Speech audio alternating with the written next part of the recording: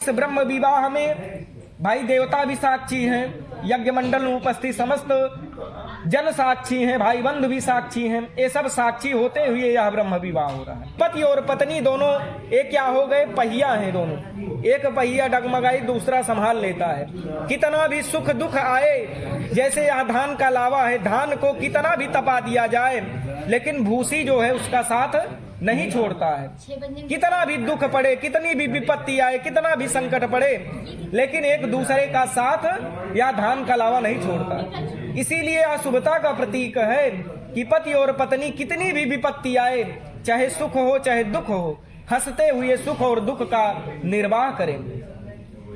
और यह धान के जैसे बेनौरे में डाल दिया जाता है, इसका यह संतानोत्पत्ति करने प्रजनन का यह प्रतीक है। इससे वंश की वृद्धि होती है। जैसे एक धान को बेनौरे में डाल दिया गया तो उसके अंकुरण से खेत में आप डाल दिए तो अनेक जो है धान उत्पन्न हो जाता है। उसी प्रकार यह जो है संतानोत्पत्ति करता है। यदि जीव गर्भ के बाहर आता है तो 3 ऋणों से घिर जाता है। कौन कौन से ऋण? देव ऋण, ऋष ऋण और पित्त ऋण। देव ऋण से मुक्ति कब पाता है? जब देवताओं का पूजन नमन चिंतन वंदन करता है। ऋष ऋण से मुक्ति कब पाता है? जब बड़ों का आदर सत्कार, माता पिता की सेवा करता है। पित्त ऋण से कब मुक्ति पाता है? जब संतानोत्पत्ति करता है। और संतान में यदि पुत्र प्राप्ति हो गया तो 21 पीढ़ी का उद्धार हो जाता है। लेकिन पुत्र कैसा हो? धार्मिक प्रवृत्ति का। के 7 वचन हैं। कन्या वर से मांग रही है कि यदि आप इन 7 वचनों को यदि आप मानेंगे, स्वीकार करेंगे, तभी मैं आपके बाएं भाग में आऊंगी। ऐसा जो है कन्या कह रही है। क्या कह रही है? प्रथम वचन में तीर्थ व्रतो दापन यज्ञ दानम मया सहत्तम यदि कर्म कुर्यः वामांगयामि तदा त्वदीयं जगाद वाक्यम प्रथमं कुमारीम। कन्या पहला वचन यह कह रही है कि यदि कोई आप तीर्थ यात्रा कर रहे हैं, व्रत कर रहे हैं, उद्यापन कर रहे हैं, यज्ञ कर रहे हैं, दान कर रहे हैं, आदि कर्मों को यदि मुझे साथ में लेकर करेंगे तभी मैं आपकी वामांगी बनूंगी। ऐसा जो है कन्या वर से कह रही है। दूसरे वचन में कन्या क्या कह रही है? हव्य प्रदाने रमरान पित्रन कव्य प्रदाने यदि पूजयेथा वामांगयामि तदा त्वदीयं जगाद कन्या वचनम द्वितीयम। दूसरा वचन कन्या क्या कह रही है? देवताओं के लिए हव्य दान और पितरों के लिए कव्य दान करते समय साथ में हमको रखना आप स्वीकार करें, तभी मैं आपकी वामांगी बनूंगी। ऐसा जो है कन्या वर से कह रही है।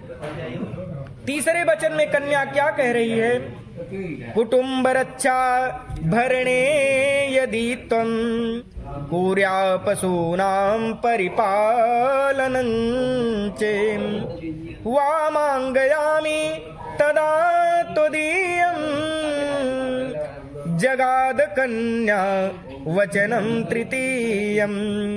तीसरे वचन में कन्या क्या कह रही है कि परिवार और गौ आदि सभी पशुओं का पालन पोषण करना, मेरे अधीन रखना आप स्वीकार करें, तभी मैं आपकी वामांगी बनूंगी। कि जो है कन्या वर से कह रही है। चौथे वचन में कन्या क्या कह रही है?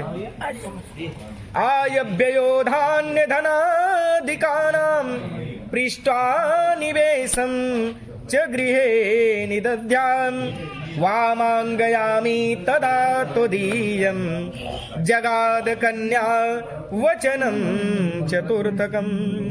चौथा वचन कन्या यह कह रही है, अन्न तथा धन आदि जो कुछ घर में आवे उनको संचित करना ये हमारा कर्तव्य है और हमारी सलाह के अनुसार ही आप जो है इसको खर्च करेंगे। यदि आप इन बातों को मानेंगे तभी मैं आपकी वामांगी बनूंगी। ऐसा कन्या जो है चौथे वचन में कह रही है। पांचवें वचन में कन्या क्या कह रही है? देवालया राम तडाग कूप वापि विदद्यां यदि पूजयेथा वामांगयामि तदा त्वदीयं जगाद कन्यां वचनम च पंचमम। पांचवें वचन में कन्या क्या कह रही है? यदि आप मंदिर का निर्माण कर रहे हैं और यदि आप बाग लगा रहे हैं, तालाब का निर्माण कर रहे हैं, कोई भी धर्म कार्य कर रहे हैं, प्रतिष्ठा कर रहे हैं, पूजन कर रहे हैं, तो आप हमको साथ में रख कर करेंगे। यदि आप ऐसा करेंगे तभी मैं आपकी वामांगी बनूंगी, ऐसा जो है कन्या कह रही है। छठवें वचन में कन्या क्या कह रही है? देशांतरे वा स्वपुरांतरे वा यदा विदद्या क्रय विक्रयेतुं वामांगयामि तदा त्वदीयं जगाद कन्या वचनम च खष्टनम। छठे वचन में कन्या यह कह रही है कि आप चाहे देश में हो चाहे विदेश में हो, चाहे कोई जमीन जायदाद वस्तु आप खरीद रहे हो या बेच रहे हो, लेकिन वहां हमारी सलाह के अनुसार ही ऐसा करेंगे। यदि आप ऐसा करेंगे तभी मैं आपकी वामांगी बनूंगी। सातवें वचन में कह रही है कन्या, ना सेवनिया यदि पार किया त्वया भवेद भाविनी कामिनीति वामांगयामि तदा त्वदीयं जगाद कन्या वचनम च सप्तमम।